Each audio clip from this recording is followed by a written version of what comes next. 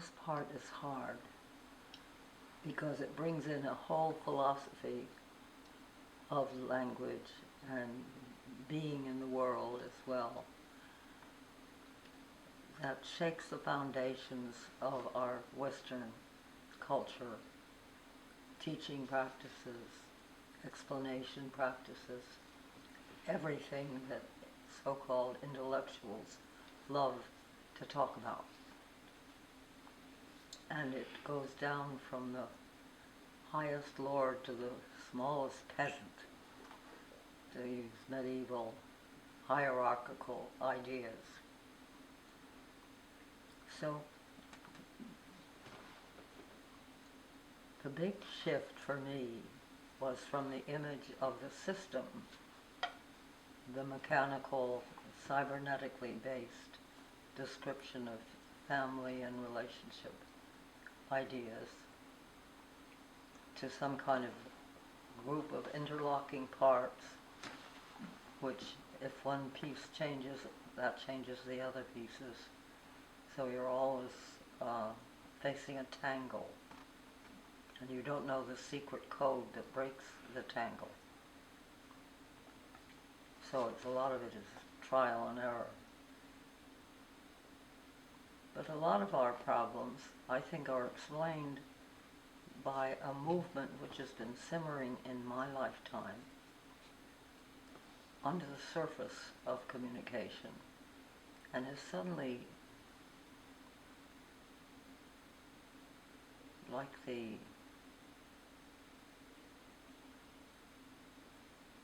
suddenly burst into view, and so that you can touch it, taste it, experience it, see it, and you can only go, ah, now what do I do? So that's the tension of this effort to cross into another pattern language. That's Christopher Alexander's term. A different pattern language for communication. The old language, the language we've lived with in the educated classes anyway, for generations, decades, 100-year time frames, was hierarchical, having to do with symmetry, unity, balance, all these this orderly pattern language of order, I'll call it. And family therapy has been thoroughly caught up in this hierarchical system of meanings, because the very act of going to see a professional means the expert interviews the non-expert. And this is beginning to trouble a lot of people who've been harmed by the expert. So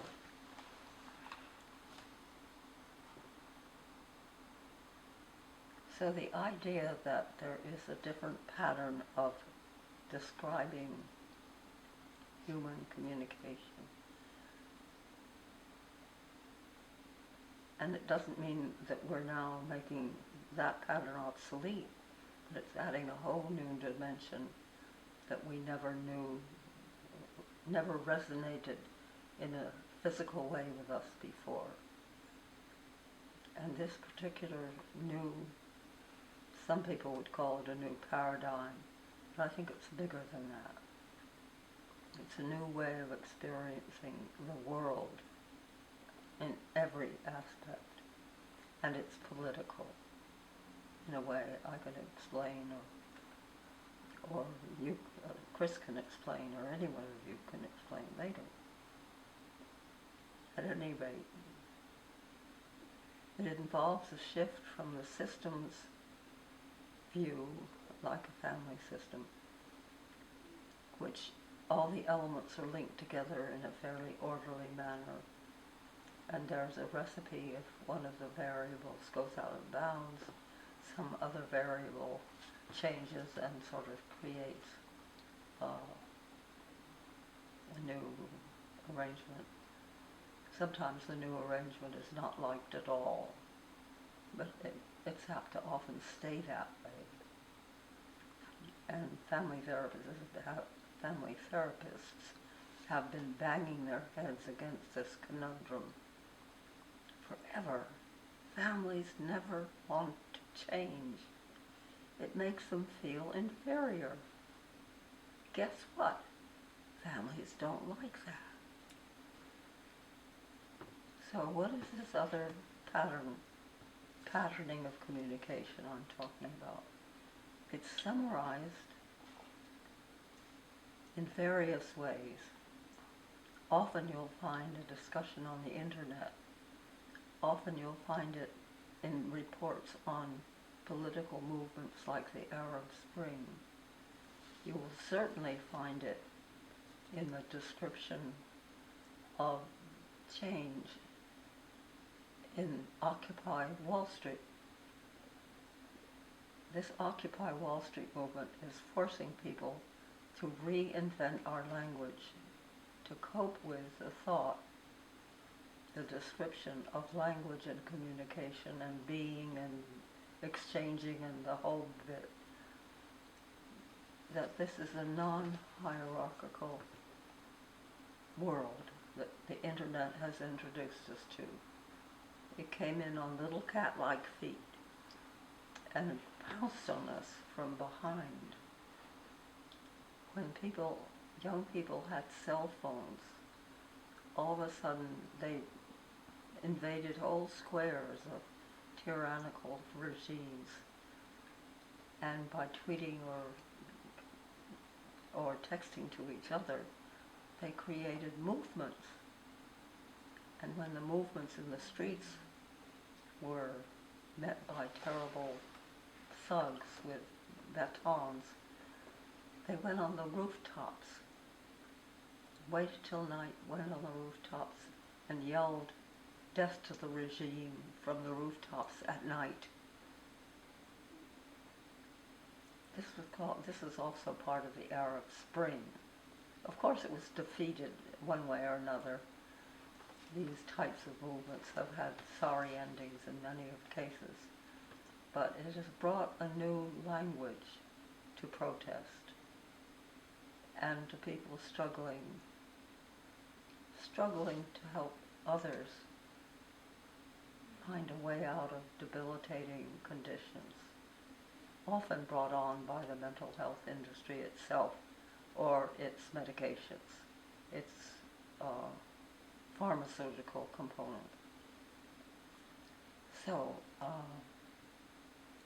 the concept, the way I came to find this particular concept of non-hierarchical organization was through Christopher Kinman, my friend here, who's working on this montage or assemblage of different views that we're doing here. An assemblage of a communications pattern which we've never had to practice before. I mean, people who've done it have practiced horizontal communication, but not the kind, and they're often called artists and, you know, the invaders and inventors of the age. And the internet has had the effect of making us think differently, making us think without the levels, without the expert versus dummy, without the various locations in society that say you're rich or poor, or you're good or bad. Because the invention of another image or ruling metaphor that could replace the system, that tight little reed, you know, too richly joined outfit, if we threw that away and we began to think the way the internet is making us think, we would find a whole new world to profit by and change in ways we haven't even thought of yet. And there have been a few philosophers and writers, in which I include Lisa and Chris here, that have been experimenting with the idea that the rhizome, which is a vegetable metaphor, not the system, to move away from a mechanical view or image to an aliveness view, which would be the creatures we call rhizomes, is a huge shift, and one that we're on the cutting edge of right now.